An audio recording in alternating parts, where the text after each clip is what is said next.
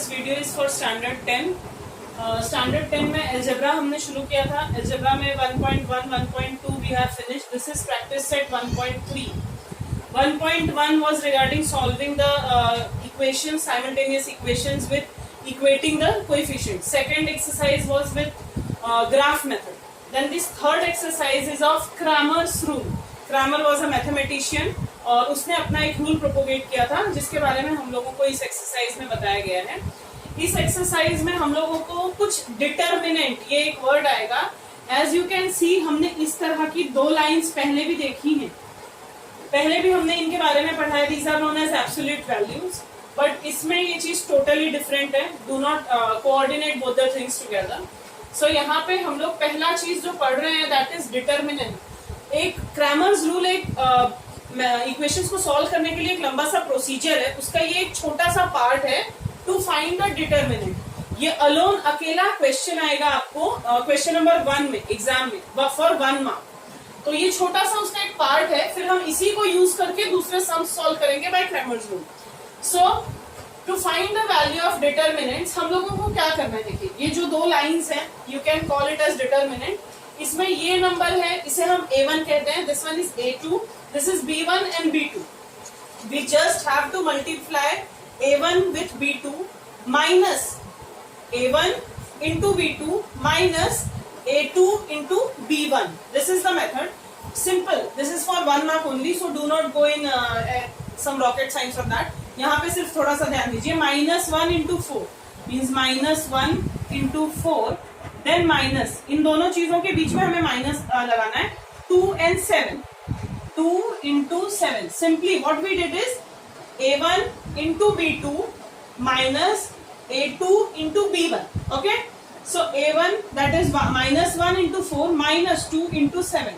Now we are going it simpler. -1 into 4 is -4, then minus 7 2s is 14. See what can we do? Minus minus, it will be plus. Okay, दोनों चीजें -4 और -14 दोनों भी minus है तो plus हो जाएंगी। We will get 18, but sign will be of the greater number, that is -18. So you have to write the answer. In what way? The value of determinant is equal to -18. You have to write the complete sentence. The value of determinant is -18. Then question number 2 का third sum. See, question number 1 was just to fill in the blank type. तो वो मैंने नहीं बताया, वो same ही procedure है, ऐसे ही है, बस बीच बीच में फिलअप्स दिए हुए हैं कंप्लीट करने के लिए।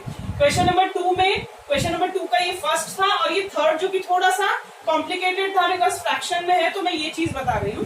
सी फ्रैक्शन में है तो हमें क्या करना है, this is A1, A2, B1, B2. What we have to do is A1 into B2, that is 7/3 into 1/2. A1 into B2, then minus आएगा बीच में जैसा मैंने बताया था, then B2 A2 into B1, that is 3/2 into 5/3.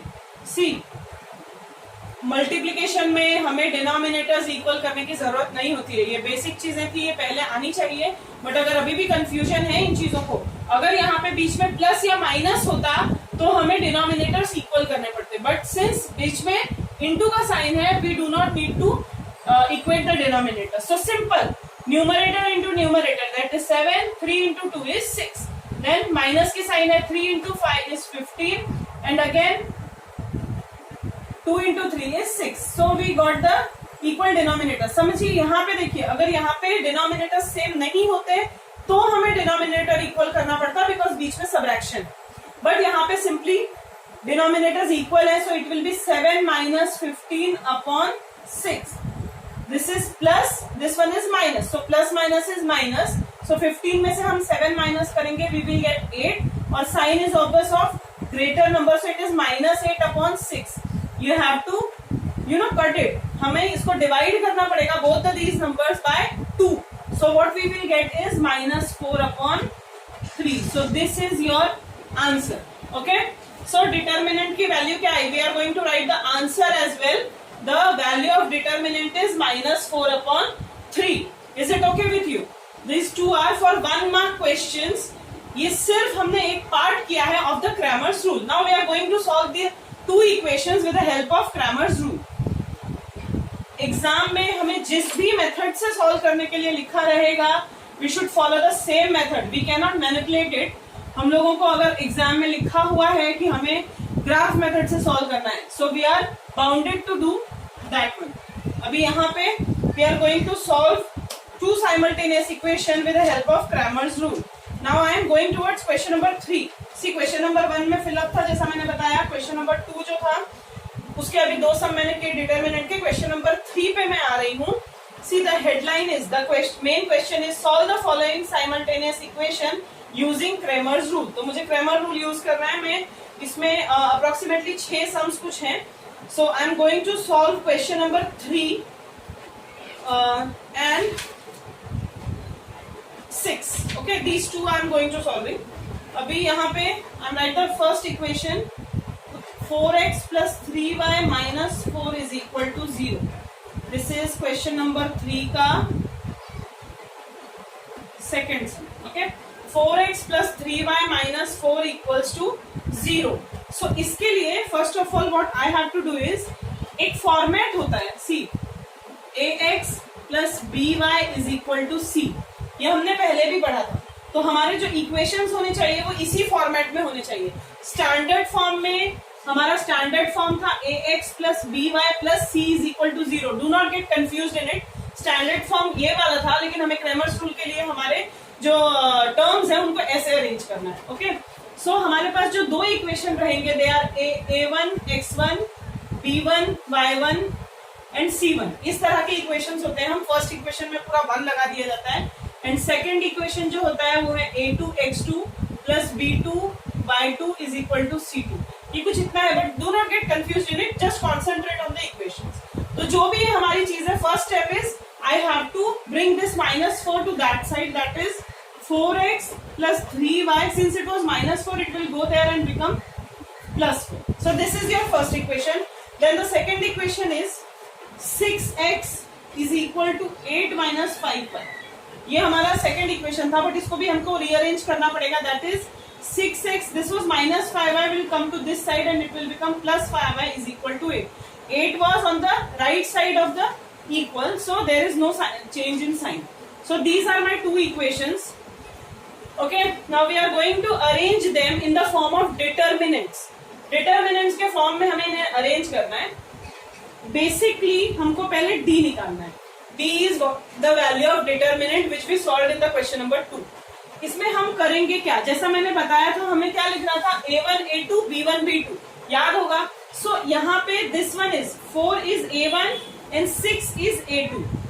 Okay, we are going to write the numbers with their signs. यहाँ पे सब plus है इसलिए नो कंफ्यूजन. यहाँ पे है 3 that is b1 and 5 is b2. ये हमारा एक इक्वेशन था and this is our second. Okay, so by this a1 x1 plus b1 y1 is equal to c1. ये ऐसा है a2 x2 plus b2 y2 and this one is c2.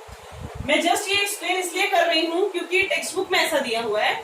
मेरे हिसाब से सिर्फ इतना कॉन्सेंट्रेट करना है. हमको जो इक्वेशन दिया है उसको इस फॉर्मेट में कन्वर्ट करना है and in the form of determinant हमें लिखना है. सो डिटर्मिनेंट के फॉर्म में मैंने लिख दिया x के साथ 4 और 6 है उसको अरेंज किया, y के साथ 3 और 5 है उसे अरेंज किया. c पे अभी हम कॉन्सेंट्रेट नहीं करना है.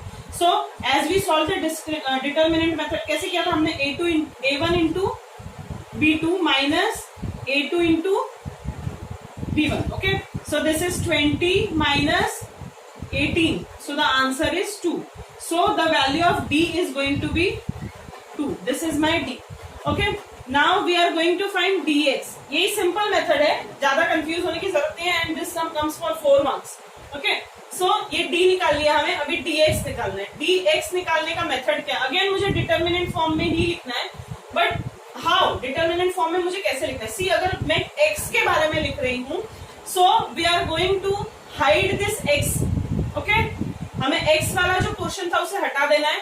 पहले हमको हमारा फॉर्मूला है c1 c2 यानी 4 and 8, देन b1 b2 यानी 3 and 5. सिंपल. अगर मैं dx फाइंड आउट कर रही हूँ तो उसका फॉर्मूला है c1 c2 and b1 b2. Okay, सो इसको फाइंड आउट करने के लिए again 4 into 5 minus 8 into 3 that is 20 minus this is minus 24. So we are getting dx we are getting dx is equal to -4. See 20 is less than 24. हाँ, यहाँ plus है, यहाँ minus है, और बड़े नंबर के साथ माइनस की साइन है, इसलिए -4. So we got ds2 and dx as -4. Now we are taking out dy. Okay, dy के लिए what we have to do is, again जैसा मैंने कहा था कि x के लिए हमने x को इवैक्यूएट किया था, y के लिए हम y को इवैक्यूएट करेंगे. बट x वाले का मेथड था c1 c2 and b1 b2. y वाले का method is a1 a2 and c1 and c2. Okay, a1 a2 c1 c2 simple method था. सो यहाँ पे मैं लिख रही हूं 4 into 8 minus 6 into 4, that is 32 minus 24 is 8. So dy is equal to 8. I got this one also. So हमें तीन चीजें मिली हैं, d, dx and dy. Simple by division method we are going to find the solution to this equation. So यहाँ पे ये लिखना बहुत ज्यादा जरूरी है, by Cramer's rule या by using Cramer's rule. ये स्टेटमेंट नहीं लिखा तो हाफ मार्क कैंसिल हो जाएगा. So to find the value of x, the formula is dx upon d. Okay, to find the value of x, the formula is dx upon d. What is dx? Dx is -4. And what is d? D is 2. Means the x is -2. And for y, it is dy upon d. So what is dy? Dy we got as 8. And upon d is what? 2. So it is 4. So answer, solution to this equation is x is equal to -2 and y is equal to 4. This is the Cramer's rule. Okay. मैं एक सम और इसका last बता दे रही हूँ. It is question number 3 का 6, क्योंकि वो थोड़ा सा अलग है, जरा सा. Method is same, no doubt, सारा कुछ सेम है, बस थोड़े से स्टेप्स में कंफ्यूज हो सकते हो, इसलिए मैं उसको एक्सप्लेन कर रही हूँ. इस मेथड को अगर दिमाग में समझाओगे, a1 b1 ये सब अगर समझ आ जाएगा तो बेटर है, नहीं तो जिस फॉर्मेट से उसको याद रख सकते हो वो फॉर्मेट याद रखो. So question number 6 is 2x plus 3y. 2x plus 3y is equal to 2. So this was your equation number 1. Second one is x minus y upon 2 is equal to 1 upon 2. सी, इसमें हम लोग चाहें तो ऐसे भी substitute कर सकते हैं. इसको एक लीनियर फॉर्मेट दे रही हूं मैं, 2 से पूरे इक्वेशन को मल्टीप्लाई कर रही हूँ. So we will get 2x minus 2 into y upon 2 is equal to 2 into 1 upon 2. यहाँ पे हमको रीजन लिखना पड़ेगा, multiplying the whole equation by 2. So we got 2x, see 2 और 2 कैंसिल हो जाएगा, यहाँ भी कैंसिल हो जाएगा, minus y is equal to 1. This is your equation number 2. सो ये थोड़ा सा इजी मेथड था. दूसरे मेथड में हमको ऐसे ही सब्स्टिट्यूट करना पड़ेगा जैसे. तो हमारा फर्स्ट इक्वेशन है ये एंड सेकेंड इक्वेशन है ये. सो इन दोनों पे हम कॉन्सेंट्रेट करते हैं. हमारे हिसाब से सेम है, ax plus by is equal to c and ax plus by is equal to c. Simple method. अगर मैं प्लस बोल रही हूँ, इट डजंट मीन कि यहाँ पे हर बार प्लस होगा. अभी हम लोग इसको डिटर्मिनेंट फॉर्म में करेंगे. सबसे पहले मैं d की वैल्यू लेती हूँ. d के बारे में मैंने बताया था, it is a1 a2 b1 b2. What is a1 here? 2. What is a2 is 2. What is b1 is 3 and what is b2 is -1. यहाँ पे ध्यान से देखिए, हाउ -1, यहाँ पे कोई कोएफिशिएंट नहीं है यानी 1 है. और मैंने जैसे कि बताया था कि हम माइनस या कोई भी साइन जो होगी साथ में लिखेंगे. सो यहाँ वैल्यू आ गई 2 into -1. Always right in bracket, दो साइन के बीच में हमेशा ब्रैकेट होना चाहिए. -2 into 3, that is a1 into b2 and -a2 into b1. So it is -2 -6, that is -8. What we got b as -8. Okay. So next is dx. I am going to find dx. What is dx? Again मैं बता रही हूँ, dx के time हमने क्या किया था, x वाले को इवैक्यूएट कर दिया था, ढक दिया था, उसे हटा दिया था. फॉर्मूले के हिसाब से अगर देखा जाए तो c1 c2 and b1 b2 ये वैल्यू थी हमारी. तो c1 is 2 and c2 is what 1 and what is b1? b1 यहाँ पे था 3 and what is b2 is -1. सो यहाँ पे फाइंड आउट करते हैं. 2 into -1 then -1 into 3. So this is -2 -3 and -5. So you got dx as 5. Okay.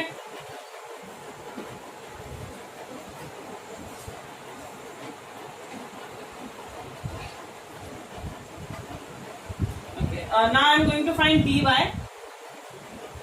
Okay, so dy is equal to, dy का determinant कैसे बताया था मैंने, a1 a2 then c1 c2. y के लिए हम y को ढक देंगे, उसको हटा देंगे, a1 a2 c1 c2, that is 2 2 2 1. Okay, 2 2 2 1.